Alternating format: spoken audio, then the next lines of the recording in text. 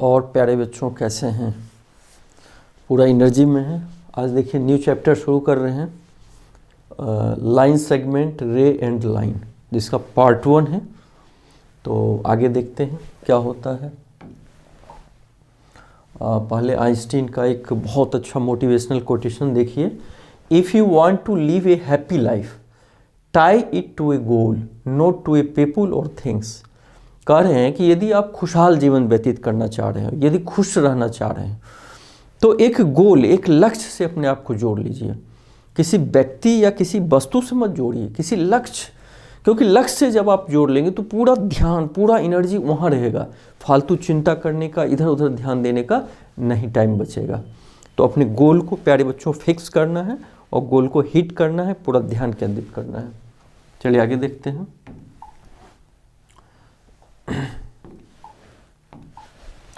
कह रहा है कंसेप्ट 1 में, the surface of A wall, surface of A wall is flat.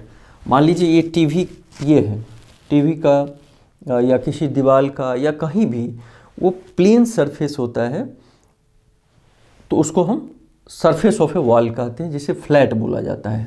ये flat. The surface of A ball is curved. लेकिन पहले क्या समझे फ्लैट सरफेस के बारे में। फ्लैट सरफेस में कोई वॉल है, कोई टेबल है, बुक है, उसका जो सतह होता है सरफेस, उसको हम फ्लैट बोलते हैं। बट एक सरफेस और होता है जिसे हम कर्व्ड सरफेस बोलते हैं। कर्व्ड सरफेस, जैसे गेंद ले लीजिए, बॉल, तो बॉल का सरफेस ऐसे घुमा रहता है, तो उसको हम क्या बोले, कर्व्ड सरफेस। तो एक प्लेन सरफेस समझे, जैसे कोई दीवार है, टेबल है, बुक है, ये सब प्लेन सरफेस हो गया। और एक कर्व सरफेस, जैसे बॉल का आकार है, उस पर हम क्या ऐसे, मतलब एक प्लेन नहीं है उसका सतह, कर्व्ड है, तो उसे हम कर्व सरफेस कह रहे हैं। Flat surfaces are known as plane surface also. Flat surface को हम प्लेन सरफेस भी बोलते हैं, क्योंकि फ्लैट मतलब एक समान, तो उसे हम प्लेन सरफेस भी बोलते हैं। लेकिन क्या बॉल का सरफेस को हम प्लेन सरफेस बोलेंगे? नहीं, बॉल के सरफेस को हम कर्व सरफेस बोलेंगे। तो हम लोग सीखे फ्लैट सरफेस, जिसको हम प्लेन सरफेस भी बोलते हैं, और एक कर्व सरफेस के बारे में हमने देखा। अब कह रहा है flat surface which extend endlessly in all the direction is called the plane. कह रहा है फ्लैट सरफेस व्हिच एक्सटेंड, माने जिसका, जैसे मान लो इस पे हम लिख रहे हैं, इसका एक्सटेंड मतलब विस्तार चारों दिशा में हम करते जाएं। चाहे एक दीवार है, कल्पना में करो कि दीवार ऊपर भी ले जा रहे हैं, लेफ्ट भी, राइट भी, नीचे भी, चारों दिशा में एंडलेसली, जिसका कोई अंत न हो। जब हम विस्तार करते हैं कल्पना में, तो endlessly all the direction is called plane. बहुत महत्वपूर्ण चीज है। कर्व सरफेस नहीं, फ्लैट सरफेस, जो भी मान लो टेबल का फ्लैट सरफेस, एक कल्पना में, इमेजिन में, कि उसको हम चारों दिशाओं में बढ़ाएं लगातार, एंडलेसली, अंत तक, तो जो कल्पना में वो सतह बनता है उसको हम प्लेन बोलते हैं। तो समझ गए होंगे प्लेन की परिभाषा। अब पॉइंट किसे कहते हैं? पॉइंट का मतलब, जैसे मान लो वो डेसिमल वाला पॉइंट की यहाँ बात नहीं हो रही, ज्योमेट्री में पॉइंट हो रही है। जैसे ये पॉइंट हो गया, ये पॉइंट हो गया, तो इसको हम पॉइंट ए मान लो लिखते हैं। पहली बात, a point has no length, breadth और थिकनेस। पॉइंट का डिफिनेशन क्या है? पॉइंट वैसा ज्योमेट्रिकल फिगर है जिसमें न तो लेंथ हो, न तो लंबाई हो, न चौड़ाई हो, और न कोई थिकनेस, मोटाई हो। जैसे आप ये डॉट दे दिए, ना कोई लंबाई, ना चौड़ाई, ना मोटाई। हालांकि देने में कुछ तो लंबा हो गया, लेकिन एक्चुअल में ये पॉइंट का क्या है? प्रतिरूप है। पॉइंट एक कल्पना में सोचो, जिसका न तो कोई लेंथ हो, न तो कोई ब्रीथ हो, न तो कोई थिकनेस हो, उसको हम क्या बोलेंगे? पॉइंट बोलेंगे। We name a point by capital letter, जैसे point B, point C, point A, इस तरह हम कैपिटल लेटर से डिनोट करते हैं पॉइंट को। तो पॉइंट का डेफिनेशन समझ गए, a point has no breadth, no length, no thickness, और कैपिटल से हम डिनोट करते हैं। अब लाइन सेगमेंट के बारे में हम देखेंगे, लाइन सेगमेंट क्या होता है। तो लाइन सेगमेंट को ऐसे डिनोट करते हैं हम। नहीं, एक चीज़ देखो गलती क्या है, लाइन सेगमेंट में ये तीर चिन्ह नहीं रहेगा, गलती से ये इसको ऐसे करोगे, ऐसे ऐसे, ये हो गया लाइन सेगमेंट। लाइन सेगमेंट का मतलब क्या होता है कि वो दोनों तरफ विस्तार नहीं करता। ये देखो एरो लाइन सेगमेंट में ये नहीं होगा। लाइन सेगमेंट में क्या होता है, दोनों तरफ एरो नहीं लगता है। मतलब लाइन सेगमेंट का मतलब हुआ वो उसका अंत हो जाता है। जैसे मान लीजिए ए बी, इसका हम नाम रखें point A B line segment, ये पॉइंट दे दिए, मतलब इसके बाद एक्सटेंड नहीं कर रहा है, बी के बाद या पॉइंट ए के बाद ये एक्सटेंड नहीं कर रहा है। तो वही कह रहा है A and B 2 points on a plane, the straight path between A to B, A और बी के बीच ए और 2 पॉइंट हो, सीधा जो रास्ता होता है called the line segment. Line segment is denoted by A B और बी ए बी लिखे, इसको संक्षेप में ए के बी के ऊपर देखिए ऐसे दे दोगे। इसका देने का मतलब इसको हम सोचेंगे लाइन सेगमेंट ए बी के बारे में बता रहा है।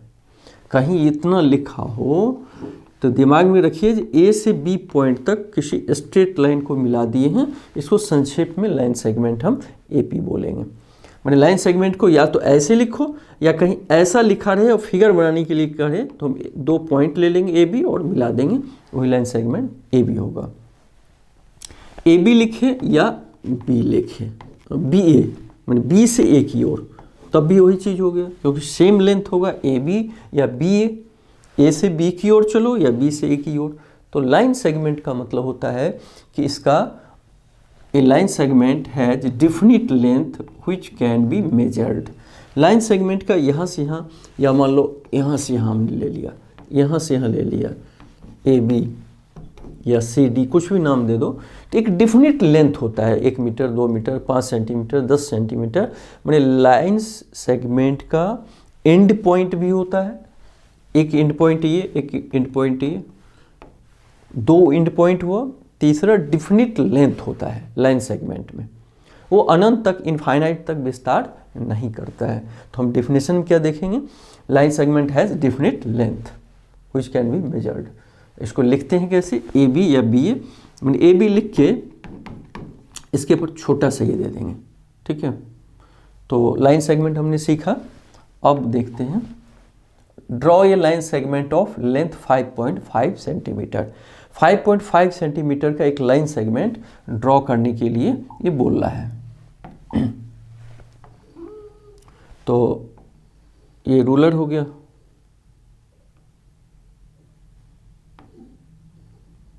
फाइव 5.5 का लेना है।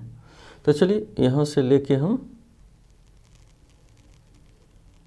यहाँ तक लेंगे। ये देखो यहाँ 0 से 5 तक करेंगे 5, और ये 5 6 बीच में आधा है तो 5.5 ले लिए।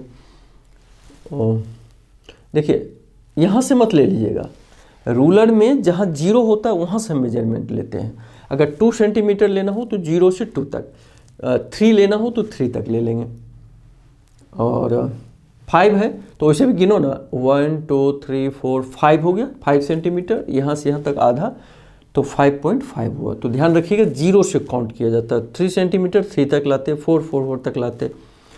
और दूसरा अगर इंच में लेना हो तो रूलर के दूसरी तरफ इंच भी होता है, जैसे देखो ना ये मिलीमीटर इंच दिया हो, जो सेलेक्ट करेंगे वो हो जाएगा, ठीक है। तो ये 5.5 सेंटीमीटर का हमने एक लाइन सेगमेंट ले लिया। नाम कोई भी दे दो, ए बी, पॉइंट लगा दीजिए, माने ए और बीच के बीच दूरी 5.5 सेंटीमीटर है। इस तरह लाइन सेगमेंट को रूलर के सहारे, रूलर में 0 से शुरू कीजिएगा जहाँ तक बोल रहा है, जैसे 5 तक, 5 तक खींच दीजिएगा, 4 तक तो 0 से 4 सेंटीमीटर इस तरह खींचना है। अब रे किसे कहते हैं? अभी तक हमने लाइन सेगमेंट देखा कि 2 पॉइंट को मिला देते हैं, एक डिफिनिट लेंथ होता है, लेकिन रे में क्या होता है?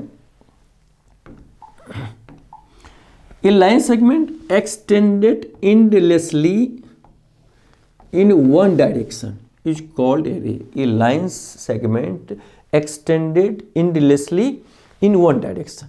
मतलब कोई लाइन सेगमेंट अगर एक दिशा में अनंत तक विस्तार करे, अर्थात रे का कोई निश्चित मेजरमेंट नहीं होगा। मान लो यहाँ से शुरू हुआ, अब देखो यहाँ तक, मतलब ये तीर लगने को मतलब बहुत आगे तक जाएगा।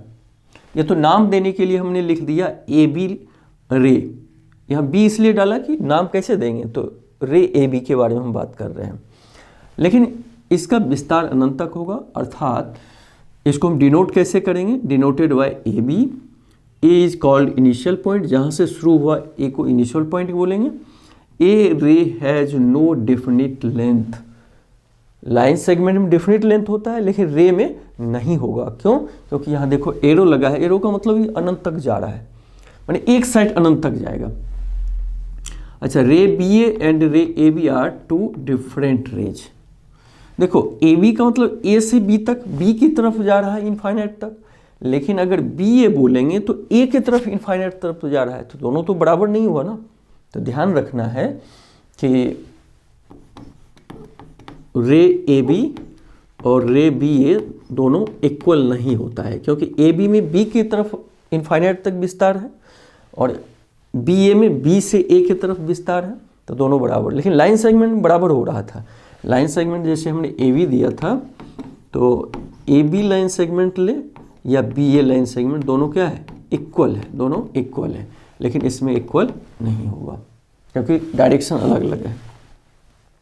तो रे में हमने देखा कि एक इनिशियल पॉइंट होता है जहाँ से शुरू हुआ, पहली बात।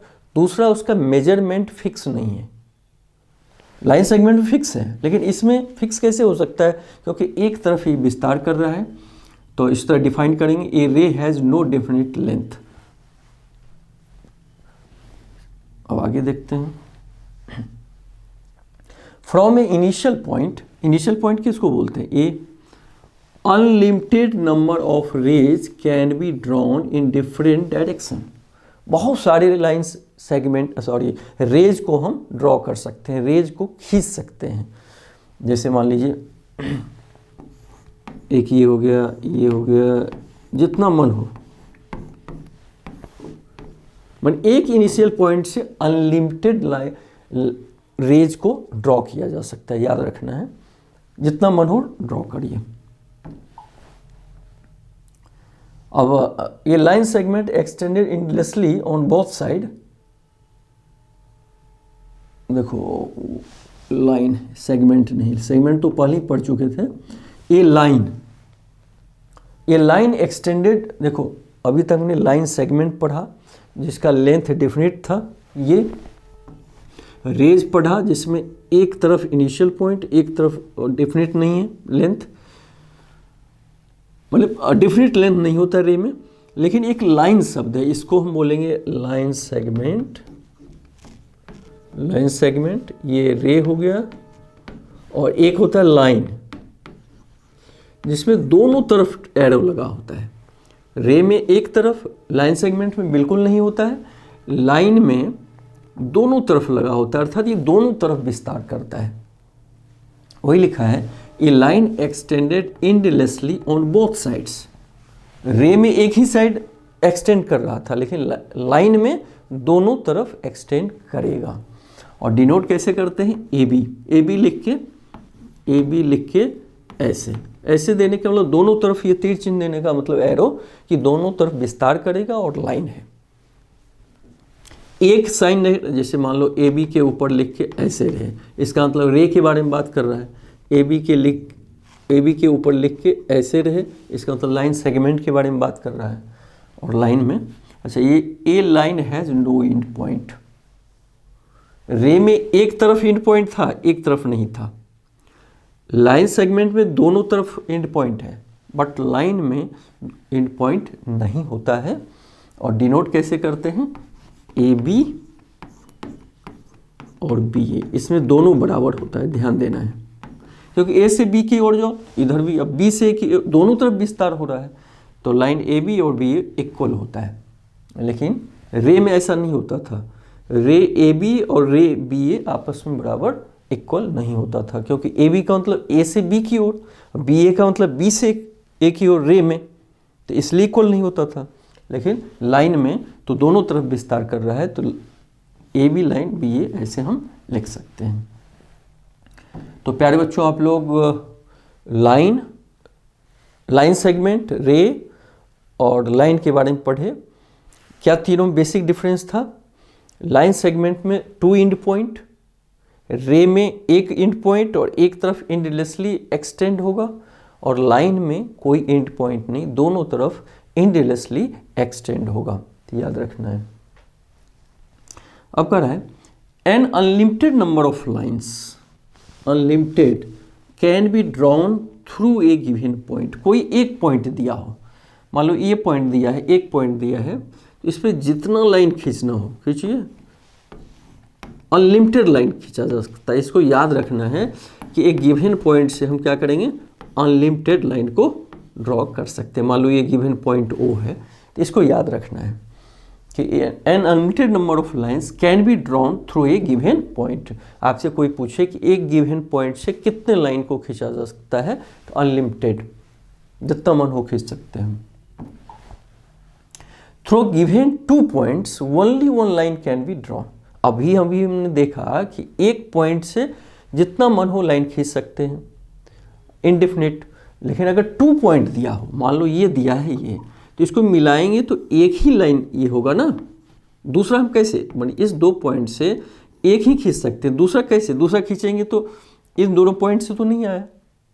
तो याद रखना है कि through given 2 points only 1 line can be drawn. माने 1 पॉइंट से infinite line can be drawn, but 2 point से केवल एक ही लाइन को ड्रॉ किया जा सकता है। इस 2 पॉइंट से मान लो ये है और ये है, तो दूसरा हम खींचेंगे, कैसे खींचेंगे ये, या मान लो इधर से खींचेंगे तो दोनों पे तो नहीं आया, तो दोनों पॉइंट से होके तो केवल एक ही लाइन जाया जा सकता है ना, तो याद रखना है। अब इंटरसेक्टिंग लाइन क्या हुआ, तो जब 2 लाइन एक दूसरे को काट दे, माने क्रॉस करे, तो हम बोलते हैं कि एक दूसरे को इंटरसेक्ट कर रहा है। जैसे मान लीजिए ये लाइन सेगमेंट इंटरसेक्ट कर दिया, या दोनों को तीर चिन्ह लगा दो तो लाइन हो गया, तो हम क्या बोलेंगे, इंटरसेक्ट कर रहा है। और इस पॉइंट को हम बोलेंगे पॉइंट ऑफ इंटरसेक्शन। जिस पॉइंट पे इंटरसेक्ट करे उसको हम पॉइंट ऑफ इंटरसेक्शन कहते हैं। If 2 line M and L intersect at point O, इस पॉइंट को point O is called point of intersection of the given line. मतलब 2 लाइन जहाँ मिलता है उस पॉइंट को हम पॉइंट ऑफ इंटरसेक्शन बोलते हैं। तो प्यारे बच्चों, ये समझिए कि इंटरसेक्टिंग लाइन का मतलब 2 लाइन जब एक दूसरे को काटे, इंटरसेक्ट करे, तो उसको हम क्या बोलते हैं, इंटरसेक्टिंग। और बाइसेक्टिंग किसको बोलते हैं, कि बराबर बराबर बांटे। मान लो 2 लाइन हम कहें कि बाइसेक्ट करता है, बाइसेक्ट मतलब ये बराबर ये और ये बराबर ये, बराबर बराबर काट दे, उसको हम बाइसेक्ट बोलते हैं। इंटरसेक्ट मतलब सीधे क्रॉस कर दे, बराबर में नहीं काटे, और इस पॉइंट को पॉइंट ऑफ इंटरसेक्शन बोलते हैं। अब थोड़ा सा प्यारे बच्चों पैरेलल लाइन के बारे में देखेंगे कि पैरेलल लाइन क्या होता है। कोई बता सकते हो सोच के? जैसे आप रेल का पट्टी देखें, क्या वो कहीं मिलता नहीं है। अगर 2 लाइन ऐसे सीधा जा रहा है और कहीं आपस में मिले नहीं, तो उसको हम क्या बोलेंगे, पैरेलल लाइन। तो डिफाइन किया गया है, when 2 lines never intersect. 2 line देखो ये बढ़ रहा है, या ये 2 लाइन हम ले लिया, ये 2 लाइन, अब ये सीधा हम बढ़ाओगे तो क्या कभी मिलेगा आपस में? इंटरसेक्ट मतलब मिलना होता है, क्या कहीं इंटरसेक्ट करेगा? नहीं करेगा। Never intersect each other then the given line are called parallel line. मतलब two lines when never intersect then we call the parallel line। कभी वो मिलता नहीं है, जैसे कोई भी लाइन ले लो,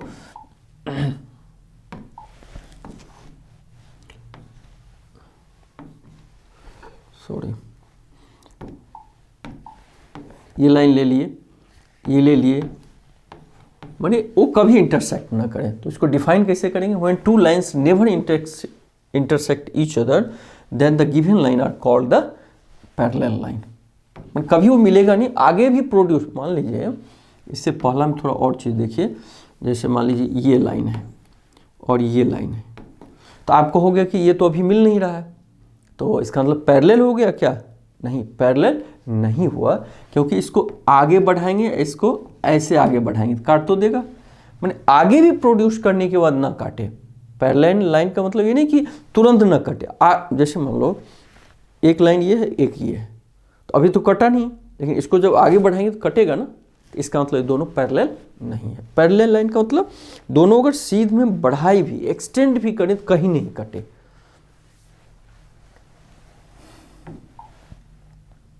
कंकरेंट लाइन क्या हुआ? कंकरेंट लाइन का मतलब हुआ कि 3 or more lines if passes through same point, माने एक पॉइंट से 3 या 3 से ज़्यादा अगर लाइन आ जाए, the line is called the concurrent line and point is called the point of concurrence. जब 3 या 3 से ज़्यादा लाइन किसी पॉइंट से, जैसे यहाँ से, जैसे मान लो एक ये 2 3 4, तो सभी लाइन को हम क्या बोलेंगे? Concurrent line. और इस पॉइंट को जहाँ से पास करता है, इस पॉइंट को हम क्या बोलेंगे? Point of concurrence. यहाँ से पॉइंट ऑफ कंकरेंस। फिर से समझिए, जब 3 या 3 से लाइन किसी पॉइंट से गुजरे, तो उस पॉइंट को पॉइंट ऑफ कंकरेंस बोलेंगे और इन लाइन को हम कंकरेंट लाइन बोलेंगे।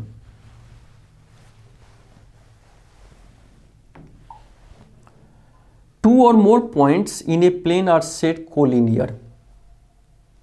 मान लो एक लाइन है, एक पॉइंट ए हो गया, ये बी हो गया, हम क्या बोलेंगे कि ए और बी कोलिनियर पॉइंट हो। कोलिनियर मतलब एक ही लाइन पे जब पॉइंट हो। एक पॉइंट और ले लो, सी, तो हम क्या बोलेंगे? Point A, point C, point B are collinear. एक पॉइंट यहाँ, तो क्या डी पॉइंट कोलिनियर है? नहीं, वो लाइन से बाहर है।